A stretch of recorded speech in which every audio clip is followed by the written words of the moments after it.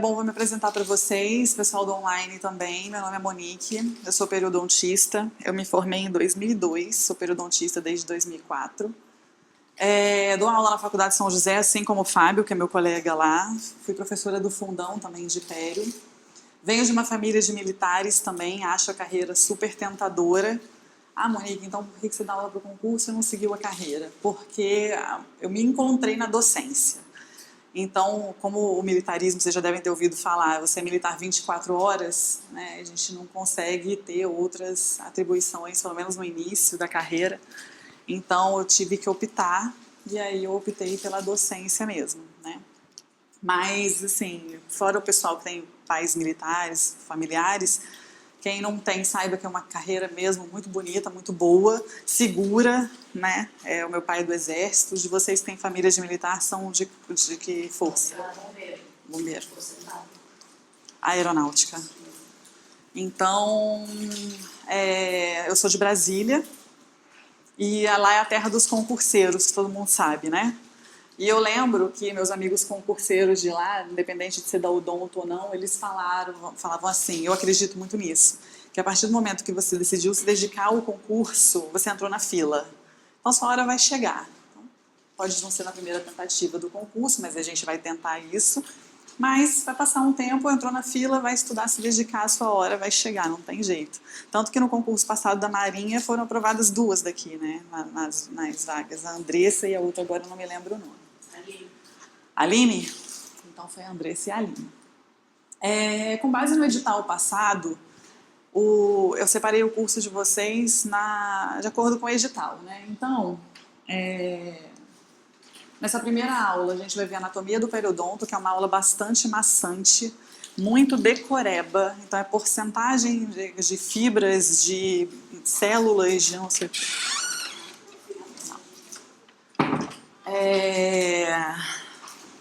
Epidemiologia e etiologia, que já são um pouco mais tranquilos do que a anatomia na decoreba. Só que a anatomia do periodonto, pelo que eu tenho visto dos concursos, independente de ser Forças Armadas ou não, cai demais. Então, se tem uma questão certa que vai cair, pelo menos a anatomia do periodonto. E agora eles estão muito fã de halitose também, que eu separei para deixar para a última aula de vocês. Na segunda aula, a gente vai ver microbiologia, que também vai ser uma aula um pouco maçante de decoreba, interação hospedeiro-parasita, antissépticos e antibióticos. Depois, classificação e diagnóstico das doenças periodontais. Na quarta aula, exame diagnóstico, plano de tratamento e as terapias. E na última, as doenças periodontais como risco para doença sistêmica, as urgências, o trauma e a halitose. Esse é meu e-mail, caso vocês, pessoal do online, quiserem tirar alguma dúvida ou perguntar alguma coisa, qualquer coisa que vocês precisarem, desabafar, pode me mandar e-mail.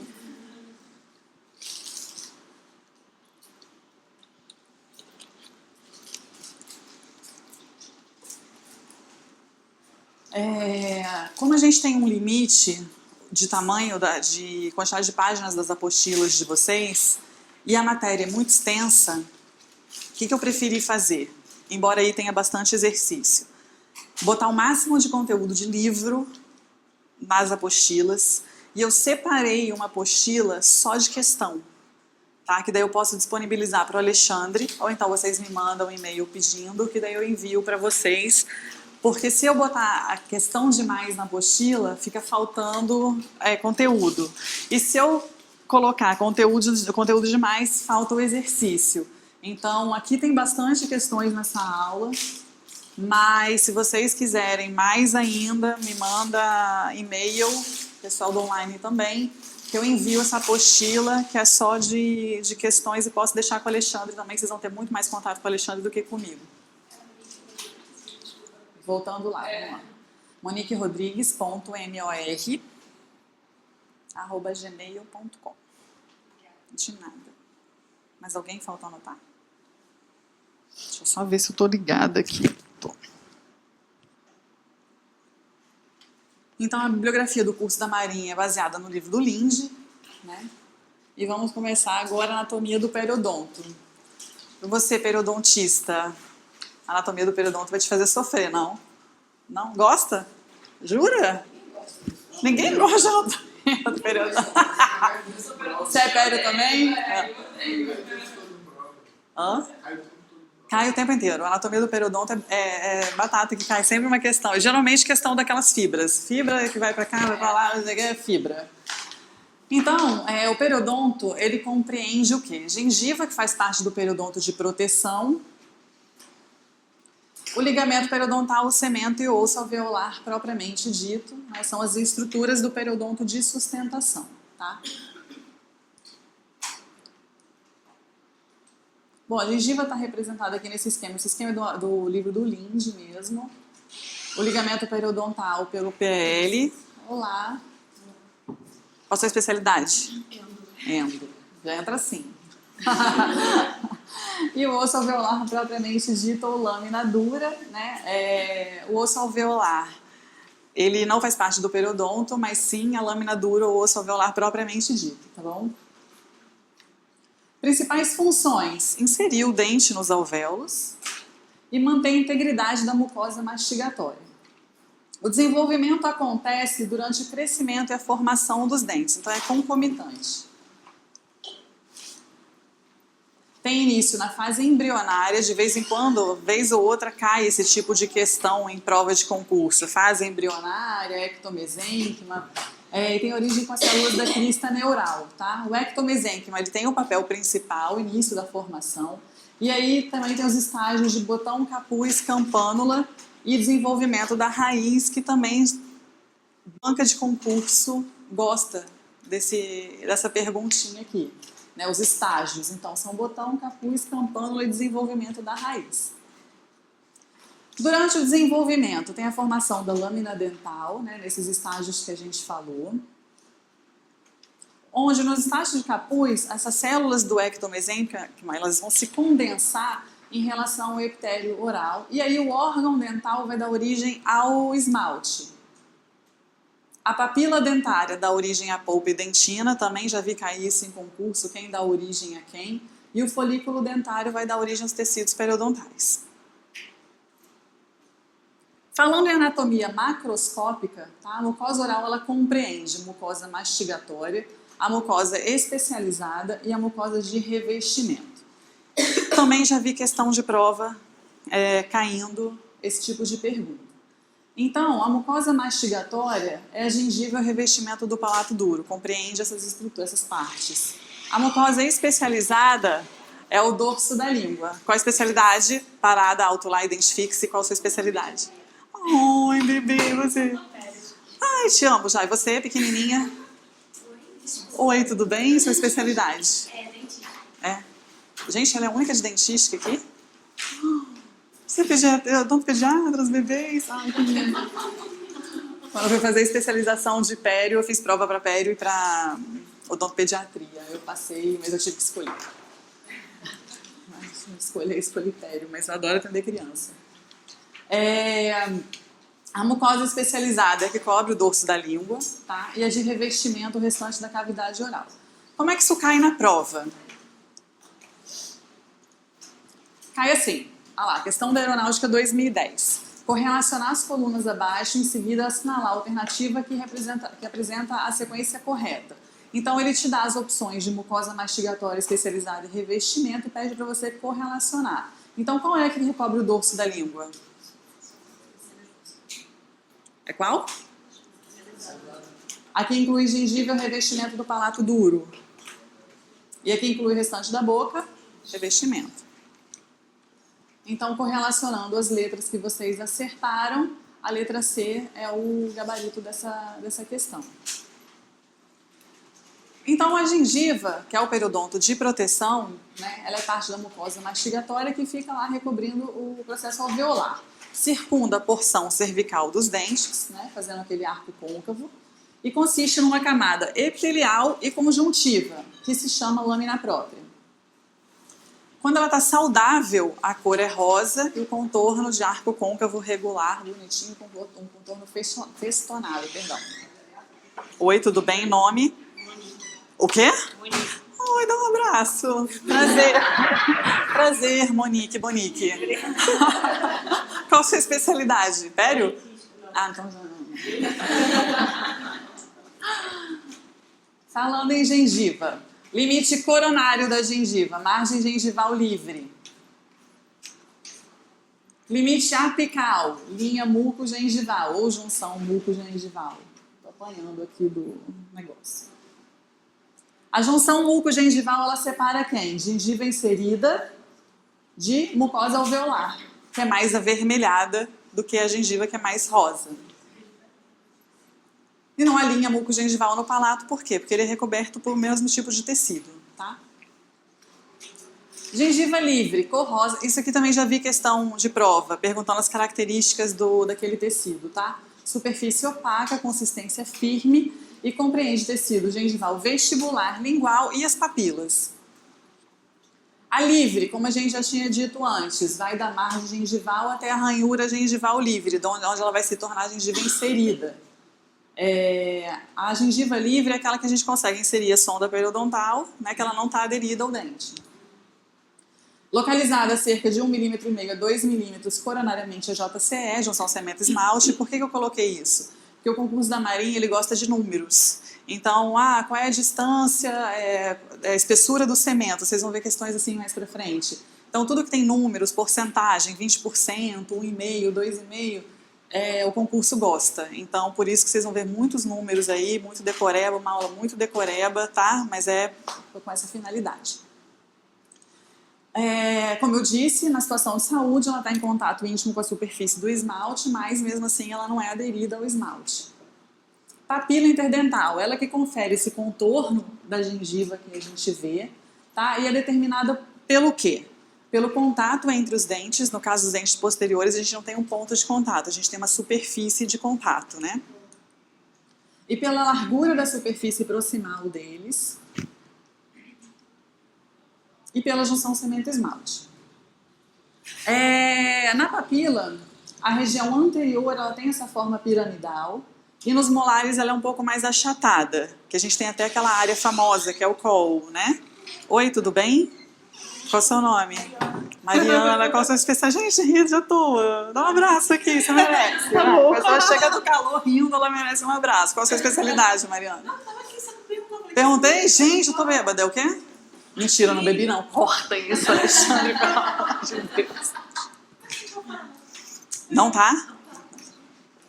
Alexandre, corta isso. Volta. Desde a hora que ela entrou. Para. Fingir que tá tudo normal. Área de colo, que eu acabei me adiantando. Ela é localizada, né, só tem nos dentes posteriores, né? Justamente porque eles têm superfícies de contato e não pontos de contato. E aí tem essa concavidade que separa a porção vestibular da porção lingual da papila, que vai formar a área de colo, tá? Já vi questão de concurso também perguntar características da área de colo, justamente porque é um epitélio não ceratinizado. Então não tem a proteção da ceratina nessa areazinha, que é essa depressão entre as papilas vestibular e lingual ou palatina, tá?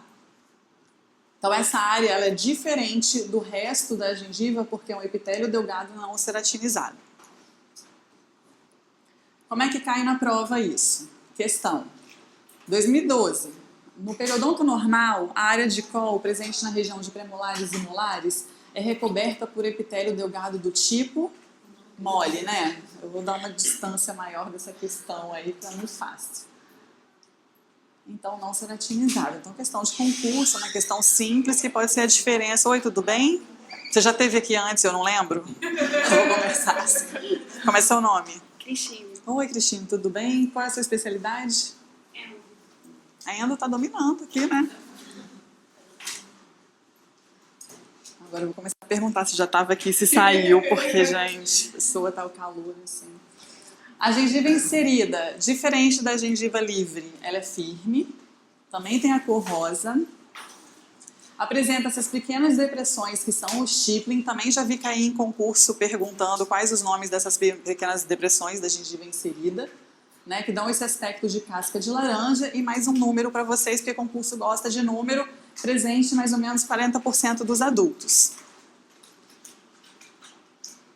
Então, ela está inserida firmemente ao osso e ao cemento por meio de fibras. Ela é considerada imóvel em relação aos tecidos adjacentes. Por que eu sublinhei e botei em negrito esse imóvel? Porque também já foi questão de concurso, tá? Dando características, e aí, se não me engano, era até a errada, falava que era móvel ou que era imóvel, sei lá, assim, essa questão está na apostila, só não me lembro de cabeça. É delimitada coronariamente pela ranhura gengival, que está presente entre 30% e 40% dos adultos. Mais um númerozinho aí, porque concurso gosta de número. Na gengiva inserida, ranhura gengival. Ela é mais frequentemente encontrada na região de incisivos e premolares. Inferiores, tá? Limite apical, na junção muco-gengival. Separa essa gengiva inserida da mucosa alveolar, que dá pra gente ver que a cor também é bem diferente, porque ela é mais avermelhada. Mais larga, também já vi questão de concurso com essa afirmativa aqui. Mais larga em pessoas mais velhas do que em pessoas mais jovens, tá? Ela varia nas diferentes regiões da boca. Na maxila, a vestibular é mais larga em incisivos, até clinicamente a gente vê facilmente isso, e mais estreitas nos premolares. E na mandíbula, a lingual é mais estreita na área dos incisivos, é o inverso. Mais larga nas molares.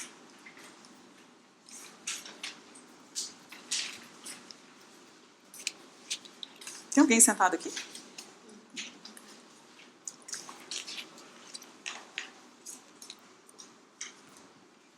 Mucosa alveolar, como eu já disse, a cor é vermelha mais intensa, mais escura, localizada depois da junção muco-gengival, tem uma ligação frouxa com o osso subjacente e é considerada móvel em relação aos tecidos subjacentes. Também marquei o móvel aqui por causa daquela questão do móvel e imóvel que a gente viu, o imóvel lá em relação à gengiva inserida.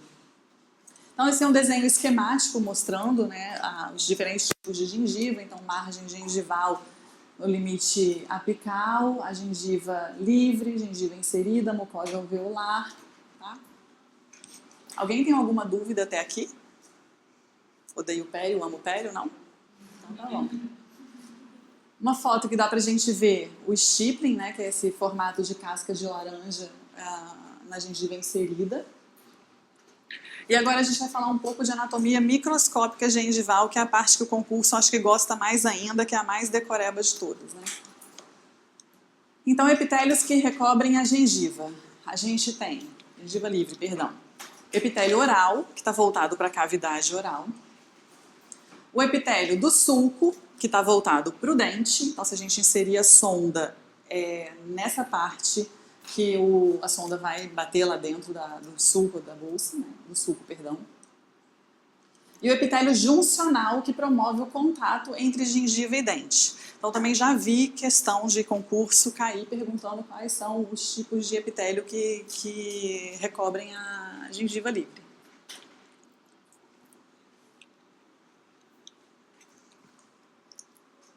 Então, esse é um desenho esquemático mostrando o epitélio oral voltado para fora, o epitélio do sulco, o epitélio juncional, onde tem a junção, né, onde acaba a parte da gengiva livre, se liga gengiva ao dente. O epitélio oral, o limite dele, né, entre sulco e tecido adjacente, segue um curso ondulado, deixa eu ver se dá para mostrar aqui. Então, segue esse curso ondulado.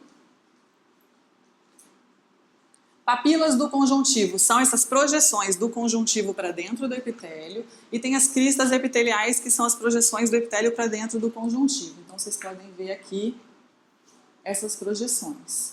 Quando a gente está falando de epitélio do sulco, a gente não tem em estado de saúde, a gente não tem essas projeções quando a gengiva está saudável, apenas quando ela está inflamada, diferente do epitélio oral, que sempre vai apresentar. Então, como eu disse, na gengiva livre de inflamação, as cristas epiteliais e as papilas conjuntivas estão ausentes, tá? Então, aí, mais pergunta que o concurso gosta. No epitélio oral, o epitélio pavimentoso, estratificado, ceratinizado, que é diferente de quem? do col, que não é o quê? Não é ceratinizado, isso aí. Formado, olha lá, número que o concurso gosta, por 90% é formado por ceratinócitos, que são essas células produtoras de ceratina, e células claras. Por que células claras? Porque na hora que a gente vê, elas têm uma coloração mais clara do que o ceratinócito. Que são quem? Melanócitos, células de Langerhans-Merkel e células inflamatórias.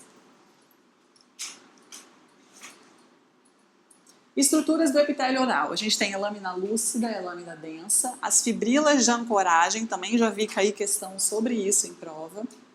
E os hemidesmossomos que fazem essa aderência do epitélio à membrana subjacente antes do conjuntivo, que separa epitélio de conjuntivo.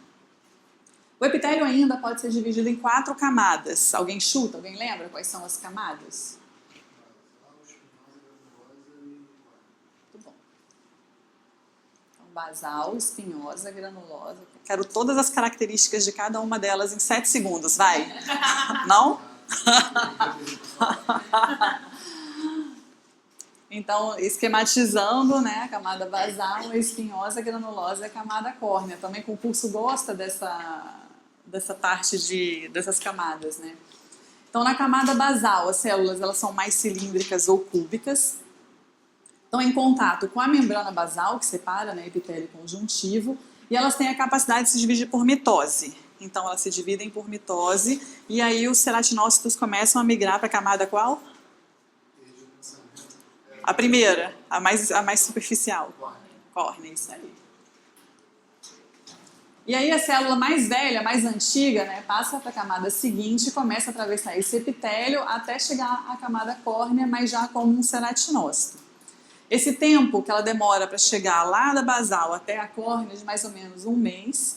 E o número de células que descamam é o mesmo número de células que sofrem a mitose. Para quê? Para essa espessura continuar sempre a mesma. Tá?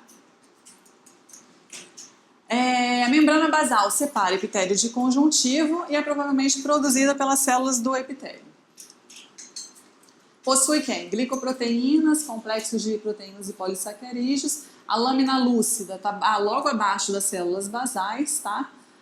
Na membrana celular, as células basais têm hemidesmossomos, que estão envolvidos, essas células basais elas vão se aderir à lâmina lúcida através dos hemidesmossomos. A gente vai ver mais para frente que tem estruturas que vão se aderir através de desmossomos, ou seja, um hemidesmossomo de um lado de uma célula, outro do outro, formando um desmossomo. A lâmina densa já é voltada para o conjuntivo, tem fibrilas de ancoragem, que são estruturas em forma de leque, que vão se projetar para o interior do conjuntivo. Passando da camada basal, a gente vai para a camada espinhosa. 10 a 20 camadas de células poliédricas. Por que 10 a 20? Porque já vi também cair em concurso quantidade de camadas de célula. Né? E quando a gente chegar no cemento, foi você que falou, nossa, porque agora eu estou confusa. Agora eu estou confusa. Eu vou começar a perguntar. Ela tá, não, você não sabe porque você não estava aqui. Peraí, ela estava aqui dentro mesmo na hora que eu cheguei? Gente, então eu tô muito louca mesmo, né? Tira isso, Alexandre. Mas quando a gente chegar no cemento, você vai ver que tem espessura de cemento que já caiu em prova da Marinha, inclusive. Qual a espessura do cemento? Assim. Aí você fica assim, pô, estudei tanto, decorei livro, aí vai cair com a espessura do cemento que você não vai usar nunca mais na sua vida, né?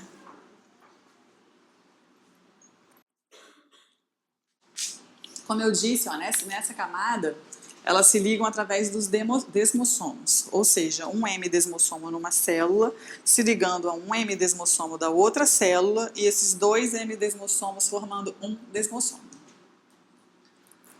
Então essa aqui é a figurinha deles, um numa célula, outro na outra, formando um desmossomo. Passando para a camada granulosa agora. Enquanto estão lá atravessando o epitélio, né, os ceratinócitos eles vão sofrer diferenciação e especialização. Aumento do número de tonofilamentos, tá, gente? Agora que eu vi aqui.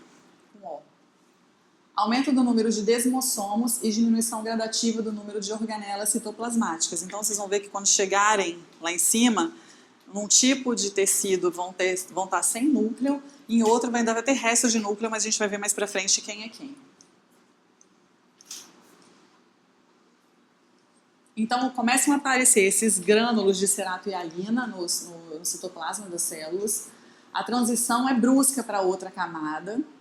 Tem a ceratinização do citoplasma e todo o equipamento celular é perdido. Então, eu já vi também cair em concurso o que acontece no ceratinócito durante a diferenciação dele, tá? Então, por isso está tudo bem aí para vocês.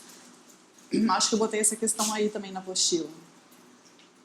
Já na camada córnea, na última, né, a célula está formada, as células formadas estão preenchidas totalmente por ceratina e vão se descamar no epitélio. E aí a ceratinização é um processo de diferenciação, não é de degeneração, tá bom? 2 tipos de epitélio ceratinizado. Tem o ortoceratinizado, como eu estava dizendo para vocês, que daí esses ceratinócitos, eles perdem o núcleo deles. Então esse é o epitélio ceratinizado, ortoceratinizado. E a gente tem o paraceratinizado, que ainda tem restos de núcleo, tá? Depois que ele sofreu a mitose, a célula mais velha começou a migrar, a partir daí ele não se divide mais. E só começa a produzir a ceratohialina para se diferenciar completamente num ceratinócito. Aí ele vai atravessando as camadas, vai ficando mais achatado, tá, do que ele era originalmente. Aí como que cai isso no concurso? Um concurso até recente, de 2 anos. O queratinócito é o principal tipo celular do epitélio juncional. A proliferação dessa célula ocorre por mitose na camada basal e, menos frequentemente, nas camadas suprabasais. Qual das alterações morfológicas citadas não acontece no processo de diferenciação do queratinócito? Então, vamos lá. Então, desaparecimento do núcleo, o achatamento a gente viu, produz o grânulo e diminui a prevalência de tonofilamentos, que é mentira. Tcharam! Muito bem, vocês acertaram. Quando a gente fala de células claras, então nós tínhamos os ceratinócitos e aí faltam as células claras, tá? Quem nós temos? Melanócitos, Langerhans e Merkel. Sobre elas, eu não lembro de ter visto, mas já vi, quais células compõem o conjuntivo, e aí, então, banca de concurso, de repente, gosta de que células que compõem quais coisas, né? Então, melanócitos, eles produzem a melanina, e eles são encontrados tanto em pacientes que possuem a coloração mais escurecida da gengiva, quanto pacientes que não têm. Todo mundo tem melanócitos. Não possuem tonofilamentos, nem hemidesmossomos, e os grânulos de melanina são fagocitados pelos queratinócitos. E aí eles pigmentam a gengiva. Já as células de Langerhans, elas pertencem ao sistema fagocístico, então estão relacionadas ao sistema de defesa, e a resposta imunológica precoce. Então elas são células apresentadoras de antígeno, encontradas na camada espinhosa. As células de Merkel têm função sensorial, formam associações com terminações nervosas intraepiteliais, chamadas de complexo de Merkel-Neurite. Eu nunca vi questão sobre especificamente isso. Podem estar relacionadas com sensibilidade tátil e mecanopercepção. Como eu disse, tem a função sensorial. Quando a gente fala de epitélio do sulco, a gente sabe que ele reveste o sulco gengival, possui células cúbicas, ele é ceratinizado, segundo o livro do Linde, que é a bibliografia de vocês, né? No concurso passado, vocês não caiu para a Marinha o Carranza, sorte, porque tem coisa que é diferente. Lá no sulco vai haver a produção do fluido gengival ou crevicular, que vai emergir através do epitélio juncional. Esse fluxo ele vai aumentar conforme a inflamação, conforme acontece a inflamação da gengiva. Quais são as funções dele? Limpar o sulco, então tem o fluxo dele, ajuda a limpeza, e tem propriedades antimicrobianas e possui anticorpos. Então é um mecanismo de defesa, tanto físico quanto por possuir a propriedade antimicrobiana e outras células que fazem função de defesa. Epitélio juncional, queridinho da gente periodontista, não é? Faz parte de quê? Epitélio juncional faz parte de quê? Junto com quem faz o quê? É. Junto com quem? Qual é a medida dele? 2,96. Um tem 1,97, o outro é 0,7. É. Isso aí. Não, é o queridinho da gente, né? O epitélio juncional, inserção conjuntiva. Então, mais pra frente, tem as medidas dele para vocês também, porque é número e banca de concurso gosta de número. Então, a origem do epitélio juncional, ele se origina das células do epitélio reduzido do órgão do esmalte, ele é contínuo com o epitélio oral e do sulco, e ele é responsável por essa adesão da gengiva ao dente. Então, quando a gente insere a sonda periodontal, para quem ainda faz isso, ela para ali nessa inserção. Alguém faz pério aí ainda ou odeia o pério? Quem odeia pério? Pode falar, não vou ficar com raiva, não. Você gosta de pério? Odeia o pério? Então você está sofrendo com a anatomia do periodonto, né? Não entendo? Jura? Não sofro porque eu não entendo, porque eu não quero. Então, estuda que cai em concurso. Estuda que cai em concurso. Mas você vai entender pério. Você vai sair daqui quase periodontista me amando. Ou não, né? Se ele for removido, um outro vai se formar, mas dessa vez pela diferenciação das células do epitélio oral.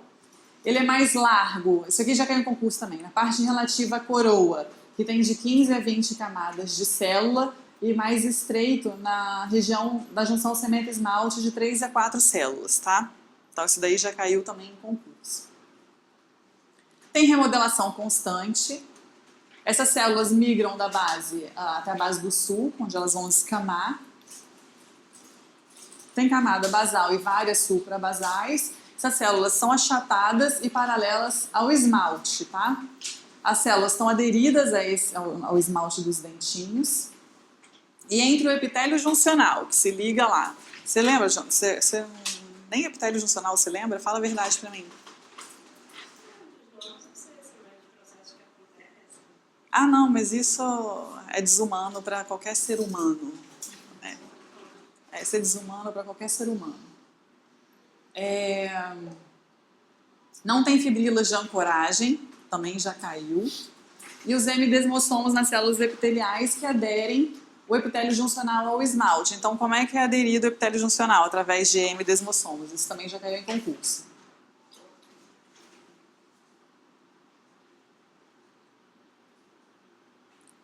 Nem se preocupem em botar o segundo Carranza aí, porque eu coloquei para vocês verem a diferença do que o livro do Linde fala e do Carranza fala. Só que não usem espaço do HD para decorar o Carranza, porque na bibliografia de vocês só cai o Linde, tá? Também já vi questão de prova sobre isso aqui. Quais são as diferenças entre os tipos de epitélio, o sulcular, o oral e o juncional, tá? Então, quais são as principais diferenças entre eles? O tamanho das células do epitélio juncional é maior do que do epitélio oral em relação ao volume do tecido. O espaço intercelular é mais largo no epitélio juncional do que no oral. E o número de desmossomos é menor no epitélio juncional do que no epitélio oral. Então, acho que vale a pena também a gente saber essas diferenças, porque é uma pergunta que já caiu. Em 2010, segundo o Linde, que estrutura da região dento-gengival não está presente na interface do epitélio juncional esmalte. Tem hemidesmossomo? O epitélio juncional ele se liga no esmalte como? Através de hemidesmossomo. Tem lâmina densa? Tem lâmina lúcida? Tem ceratinócito? Tem fibrila de ancoragem? Então vocês acertaram mais uma. Mais uma, 2016, recente. O epitélio gengival consiste em um revestimento contínuo de epitélio escamoso estratificado e as 3 áreas podem ser definidas a partir de pontos de vista morfológico e funcional. O epitélio oral, sulcular e juncional. De acordo com o exposto, marque a alternativa correta. O epitélio oral não é queratinizado. É verdade ou é mentira? É verdade ou é mentira? É mentira? O epitélio juncional, o epitélio sulcular adere à superfície dentária por meio de M desmossomos. É verdade? É verdade ou é mentira? O epitélio do sulco, ele está grudado no esmalte? O epitélio juncional é formado por células achatadas paralelas à superfície do dente? E o epitélio juncional forma uma cobertura de tecido mole no sulco gengival ou bolsa periodontal. Então a gente marcou o quê? A gente marcou certo. Quando a gente fala agora de tecido conjuntivo, então a gente estava falando de epitélio, agora a gente vai passar a falar do tecido conjuntivo gengival. Também é chamado de lâmina própria. Ele é o predominante na gengiva, tá? Então, em termos de tecido, a gente tem mais conjuntivo do que epitelial. Ele é composto por uma diversidade de células e uma matriz. Quais as funções desse conjuntivo? Proteger a superfície radicular e o osso alveolar do ambiente externo. Fixar o dente dentro do alvéolo e proporcionar o suporte para o tecido epitelial. Afinal de contas, você tem epitélio, embaixo você tem conjuntivo. Característica do conjuntivo. Ele se remodela muito rápido e se renova muito rápido. Maior do que a maioria dos outros tecidos conjuntivos, com exceção do ligamento periodontal. Questão de prova. Número, né? Principais constituintes do tecido conjuntivo. Fibras colágenas ganhando disparadas. 60%. Os fibroblastos compõem 5%, vasos e nervos 35%, e além deles a gente tem a substância fundamental amorfa, que é a matriz do tecido conjuntivo, que é produzida por quem? Lucas. Eu decorei o nome. Lucas é o único homem que teve jeito. Por quem? Arrasou. Fala seu nome de novo. Cristine? Você é o nome de uma ex-amiga minha, já decorei. Então, olha só, a matriz produzida pelos fibroblastos, mais mastócitos também produzem matriz. Também já foi questão de prova isso aí, que a gente bota na cabeça, a matriz é produzida por fibroblasto, mas o mastócito também produz. Composta por água, proteoglicanas, enfim, glicoproteínas. Células presentes no conjuntivo, que células que a gente tem? Fibroblasto, mastócito, macrófago e células inflamatórias. Aí começa o bom de concurso. Célula e função, que foi a questão do concurso que eu falei para vocês, que colocou o mastócito. Eu vou voltar, quer ver? Cadê mastócito? Como produção de matriz. E aí confunde a cabeça de todo mundo. Então, o fibroblasto, o que ele faz? Produz e degrada a matriz extracelular do conjuntivo. O istiócito, ele vai ser o precursor do macrófago. Macrófago, fagocita e apresenta antígeno, células de defesa, primeira linha de defesa. Monócito, também fagocitose e é precursora de macrófago. Aí os mastócitos, que foi o que caiu na prova. Ele secreta mediadores inflamatórios e agentes vasoativos e produz também matriz. Em grandes quantidades, igual o fibroblasto produz? Não, mas ele produz também. Já o neutrófilo, ele faz fagocitose e induz morte celular. Além disso, a gente tem linfócitos T e B, que fazem resposta a mecanismos de defesa, resposta imunicelular, e os plasmócitos, que fazem síntese de imunoglobulinas. Como é que cai no concurso? Marinha, 2012. Tecido conjuntivo é o componente tecidual predominante da gengiva. Vocês veem que se vocês lerem... Alguém tem um livro do Linde sem ser os periodontistas? Não. Vocês nem perdem tempo, né? O que eu procurei fazer nas apostilas de vocês? Botar igual tá no livro. Por quê? Quando o componente da banca faz uma questão, ele tira exatamente o que está escrito no livro. Então, se vocês forem ver o livro do Linde, o pessoal que deve ter da Pério aí, vai ver que as questões são idênticas ao que está escrito no livro. Então, o tecido conjuntivo é o componente tecidual predominante na gengiva, o qual apresenta diversos tipos celulares. Segundo Linde, aí continua, qual é a célula responsável tanto pela produção de determinados componentes da matriz do conjuntivo, quanto pela produção de substâncias vasoativas que podem afetar função do sistema microvascular e controlar fluxo de sangue através do tecido. Aí a gente vai marcar o mastócito fofo do coração, é ele mesmo.